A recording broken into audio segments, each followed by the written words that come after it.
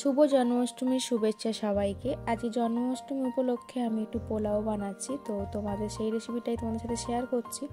তো জলের মধ্যে দেখো আমি নুন আর একটু তেল দিয়ে নিলাম, ভালো করে ফুটে উঠেছে জলটা। তারপরে আমি এবার চালটা দিয়ে নেব। চালটা 1 ঘন্টা ধরে আমি ভিজিয়ে রেখেছিলাম। দেখো আমি ফুড কালারটা দিয়ে নিলাম।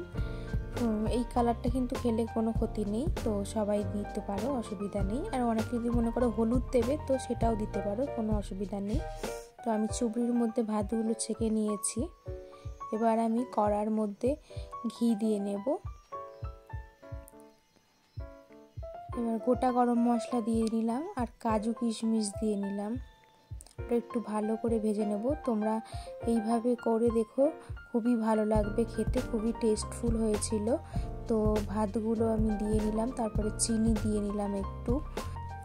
এই রেসিপিটা বানিও আর আমাকে জানিও কিন্তু তোমরা কমেন্টে যে এইভাবে করে কার কার খেতে ভালো লেগেছে। তো আমার তো খুবই এইভাবে খেতে ভালো লাগে, আর আমার পরিবারের সবারও এইভাবেই খেতে ভালো লাগে। তো আমি ওই জন্য এইভাবেই বানাই।